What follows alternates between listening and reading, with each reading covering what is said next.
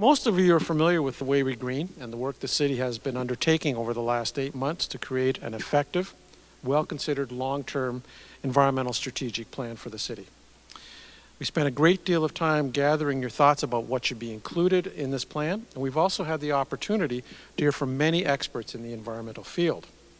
One of those experts today is today's speaker, David Thompson, the principal of PolicyLink Research and Consulting. David is the author of the paper, The Power of Prices and the Failure of Markets, addressing Edmonton's environmental and fiscal challenges. His paper is one of the 23 sustainability papers available for you to read on the waywegreen.ca, our project website. Today, David's going to talk to us about urban sprawl and how the pricing of goods and services, including the city's services, contribute to sprawl. He's going to share ideas on how prices could be adjusted to work in favor of more green solutions. David Thompson is principal of PolicyLink, a research firm that provides policy analysis to Aboriginal and other governments, research institutes and universities, labor organizations, companies, and nonprofits. He's worked as a lawyer in government and for the nonprofit sector and has postgraduate degrees in environmental economics and law. He's a citizen of Edmonton, a volunteer, a community activist, a homeowner, a taxpayer, and small business owner. He's got many things covered here, I think. So please join me in welcoming David Thompson.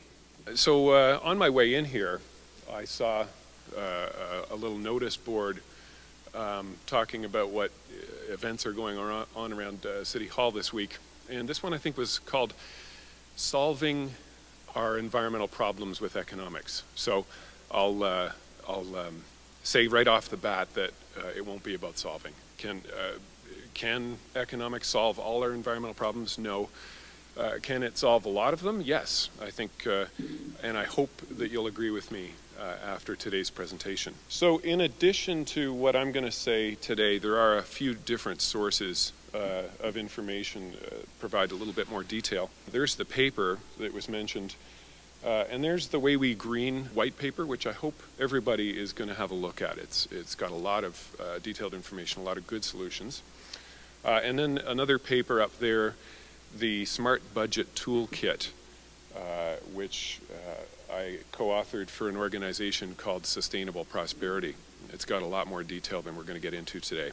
So today's discussion, we'll start off with talking about sprawl, and then looking at other trends, not environmental trends.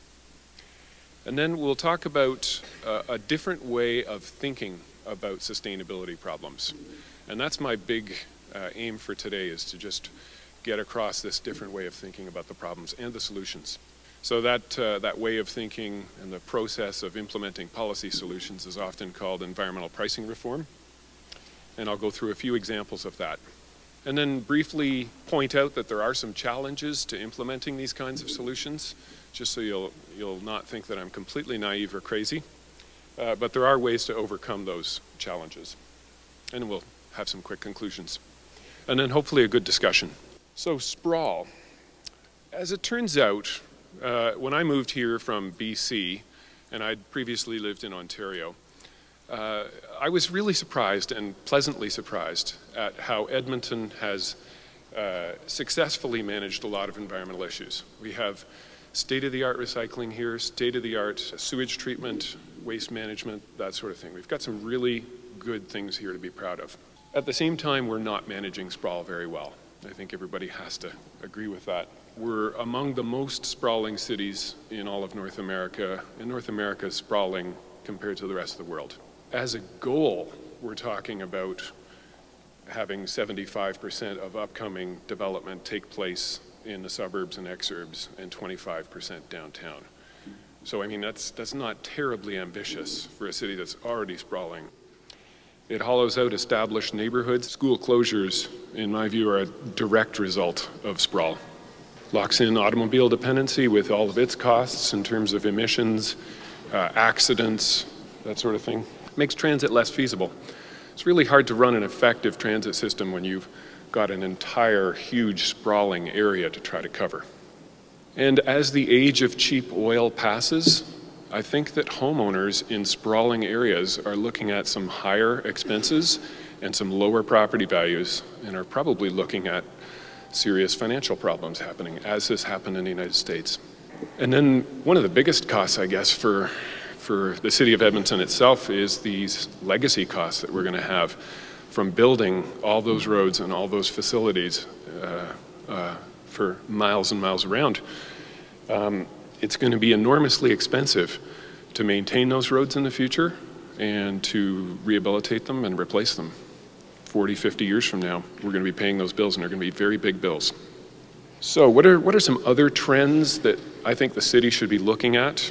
Well, first of all, a lot of people have called this the jobless recovery. When you go through a deep recession, you come out the other end, the recession is formally over, unemployment is still high.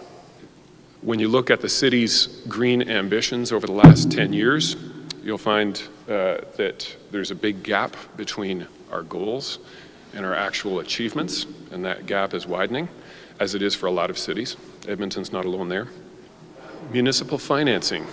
Is it going to get easier for the city financially over the next 5 or 10 years, or is it going to get harder? I'd suggest that the city has to look at alternatives to the property tax, because they're in a bit of a, most cities are in a bit of a property tax box. Taking in most of the revenue, or at least their largest source of revenue, is property taxes, and it makes it tough. So this past week, what's been in the news is a 5%, possible 5% increase in property taxes. Big hue and cry. The mayor talks about 3%. Other people talk about lower targets, but we know they're coming. So are provincial grants likely to grow in the next few years? Any optimists out there? No? Okay. There's a chance that we'll get back into the bad old days where higher levels of government download program responsibilities without giving the money to cover those responsibilities. And then I think the biggest trend is this passage of the age of cheap energy. We went through a recession where, a bad recession, where oil was $70 a barrel. And that, I mean, 10 years ago, that would have been an astronomically high price. So that is a very big trend that the city has to worry about, especially in terms of sprawl. If we've built a very energy-dependent infrastructure and shape to our city, we'll be in trouble when energy costs are much higher. So, into this next topic, a way of thinking about problems. We're going to get into some specifics later. But first, it's very simple, actually, what I'm going to talk about. Even though there's a lot of economics jargon in it, it's really quite simple. The way you deal with problems is not to put Band-Aids on. The way you deal with problems is to think about the cause. So, when it comes to sprawl and other environmental challenges, what have the solutions been so far? Well, the municipal toolbox of solutions to problems like this has been pretty limited traditionally. So we do things like we set goals, like the goal of 75% of development in the suburbs and 25% downtown. We create municipal plans that include these goals. We then figure out the zoning and we pass bylaws. So there's some of the traditional elements that municipalities use to address these problems. So I have two questions about the problems and the solutions. First of all, have those tools and has that analysis identified the source of the problem? I'd suggest no. And do those solutions, zoning, bylaws, do they actually resolve the underlying causes of those problems? Or do they try to tackle the symptoms? So those are my questions to keep in mind. So the first one, what are the causes? Let's consider a home that a family wants to have. So it can have any characteristics. I've written down here 4-bedroom, 2-bath. I think that's kind of big, but 1,900 square feet, I think that's pretty average for North America, with a finished basement. So this home, Home X, where can it be located? Well, there's two options for it, really. The edge of town or an established neighborhood inside town. So there are going to be differences between these two options that this family has when they want to locate their home. Obviously, there's different amenities, different access to community, schools, whether there will be any schools in the established neighborhood. And who would like to volunteer another big difference between a house like that in the burbs and a house? Yeah, that's it, money. So that's the elephant in the room, price. So price is a major influence on decisions that people make and that firms make when they're acting as homeowners or in other capacities. And we can do things like we can urge infill developments. We can urge developers to create them. We can urge people to buy them, to move downtown. But if sprawl is cheaper, if it's cheaper to live in the suburbs, how many people are going to actually do that? I mean, I'm very happy to say that I've made the choice to live in a central community. And for reasons, I had good reasons to make that choice. And I had the option of doing it. And a lot of people, that option's just not on the table for them. It's very similar to countless other decisions we make. For instance, when you're at the grocery store, organic vegetables, organic fruit, a lot more expensive. So what do you see? You see a big produce section with a tiny little table of organics, right? Bullfrog Electricity produces green electricity and sells it to retail consumers. It costs about 2 or 3 pennies extra per kilowatt hour, which is probably between 10 and 30% of a premium. I'm sad to say I don't have bullfrog power in my house. Does anybody here have it? I see 1, 2, 3, 4, 5, 6, 7 hands or so. That's really good. And this is an audience that I would expect to be having more of it than your average group of people. Still, it's a pretty small minority of all the people that are here.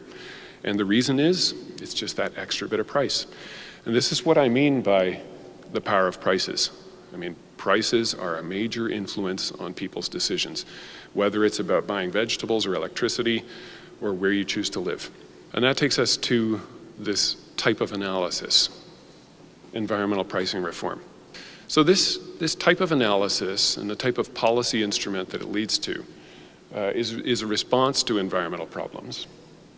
And in this story that environmental pricing reform tells, nobody really wants these problems. Like, I mean, you're not going to find people who wake up in the morning in some corporation and say, I'm really looking to screw the environment today. You know, I really want to wreck things for people. I mean, that just doesn't happen. People do things because they want to make money or save money. So in this story of EPR, there aren't any bad guys. There's nobody out there that we need to reform or lock away. The problem is the current set of financial incentives that people and companies face. The response to that, instead of thinking about locking up offenders, is let's just change the incentives. So if we can align our financial incentives with our environmental goals, we'll achieve a lot more of those goals than if the incentives are pulling in the opposite direction. And the idea that this has been summed up in the idea that we tax bads and not goods. So if you think about it at the federal level, say with income taxes, or the provincial level with income taxes, why are we taxing income? Income's a good thing, right? Income is something that we want people to have more of. We want people to work harder. We want firms to employ more people. So why would we tax that? Why don't we tax something like pollution? Pollution's a bad thing. We want less of it. You put a tax on it, there will be less of it. So that's the general principle behind taxing bads and not goods. And the interesting thing is we already do this. There's lots of examples where we do it. If we look at tobacco taxes, they've been an especially effective means of reducing tobacco uptake by youth. If we look at RSPs, we've been encouraging for many, many years, decades, we've been encouraging people to save more money by giving them a tax rebate when they do so. So this is a set of tools that have been used in other contexts, health and financial areas. So why not use them in the environmental sector?